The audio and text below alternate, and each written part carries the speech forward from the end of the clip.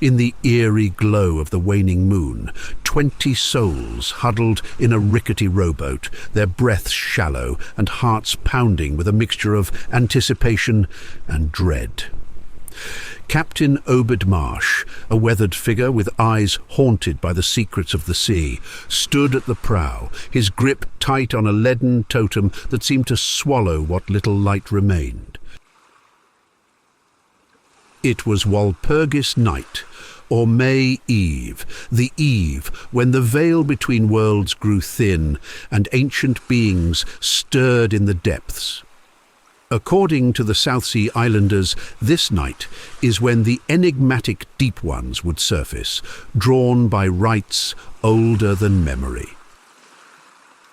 Their journey led them to Devil's Reef, an offshore rock formation situated 1.5 miles out to sea, where whispers spoke of a sprawling underwater city lurking just beneath its depths. As the boat scraped against Devil's Reef, Captain Marsh began the incantations passed down by the island chieftain Wallachea. His followers joined in, their voices trembling with a mixture of desperation and awe. With a solemn gesture, Marsh dropped the totem into the water, where it disappeared into the darkness below. Silence enveloped them, thick and expectant, as they waited, scanning the undulating horizon. Suddenly there was a stir in the water, a ripple of motion, and then heads crowned with seaweed bobbed to the surface. The silhouettes of the Deep Ones emerged, surrounding them, their humanoid forms gliding effortlessly towards them. The offering, a young girl, no more than a teenager, was led forward by the gathered, her body trembling with a mix of fear and resignation. As she stood before the aquatic procession, the leader of the Deep Ones, adorned with a tiara and robe of gold that shimmered under the moon, its movements both alien and majestic, presented offerings of gold and jewelry of strange designs and curious symbols. With a sinister gleam in their eyes, the men and women of Innsmouth greedily pawed at the treasures laid before them. Each glinting bauble seemed to whisper promises of wealth and power, enticing them with its otherworldly allure. The girl, her screams echoing in the night like a haunting melody, fought against the grasp of the Deep Ones with every ounce of her being. Her struggles were a desperate crescendo of fear and defiance, a lone voice amid the silence of the abyss. But her cries fell on deaf ears as the ancient beings dragged her down into the murky depths, their movements fluid and relentless. The following morning, Innsmouth harbour was alive with activity, fish thronging its waters in a sight unseen for years. Whispers of the previous night's events spread like wildfire among the townsfolk, mingling with a sense of unease that hung heavy in the air. Yet, with the promise of wealth and abundance, questions remained unasked, fears unspoken. The pact with the Deep Ones, forged by Captain Obed Marsh, cast a shadow over Innsmouth. The offering made twice a year, May Eve and Halloween, was a desperate bid to stave off the town's impending doom. To break the cycle would be to court disaster, inviting a wrath that could engulf them all in its icy embrace. The town's decline after its pact with the Deep Ones can be attributed to economic stagnation due to over-reliance on the creatures for sustenance, resulting in social isolation and a breakdown of cultural values. The mandated interbreeding between humans and Deep Ones led to a degradation of the population and ostracization of those with Deep One traits, further contributing to social decay.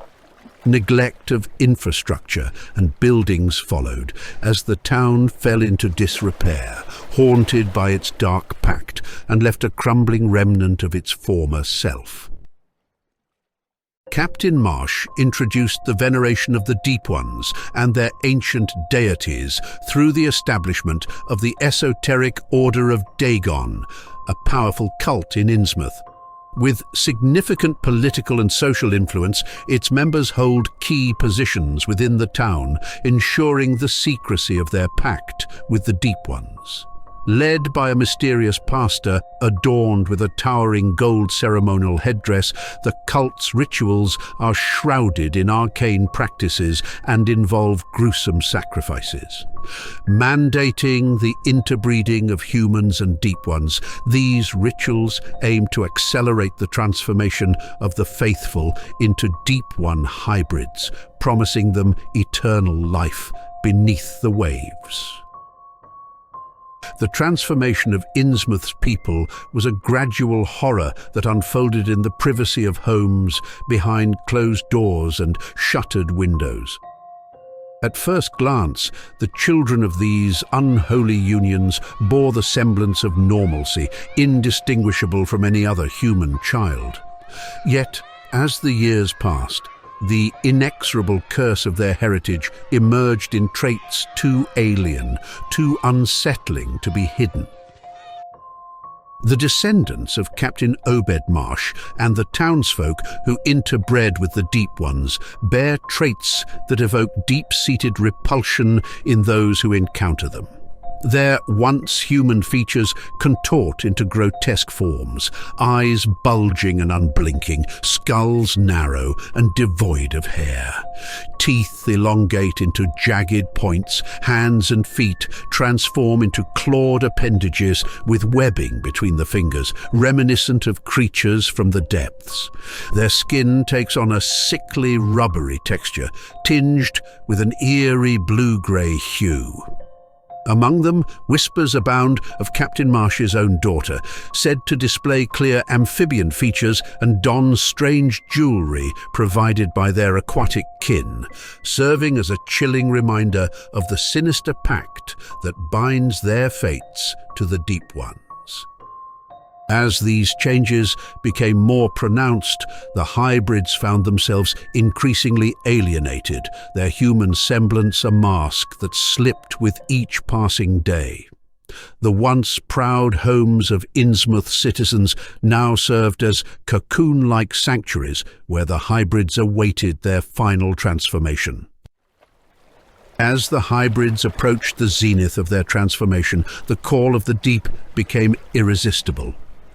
The ocean's song, a melody of ancient and mysterious origin, promised a freedom unfathomable to the human condition. With their transformation complete, marked by the emergence of functional gills and an existence no longer tethered to the terrestrial world, they vanished beneath the waves.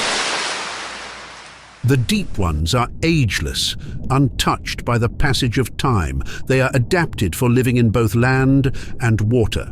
A bewildering amalgam, part fish, part frog, their very essence a testament to the eerie depths from which they hail.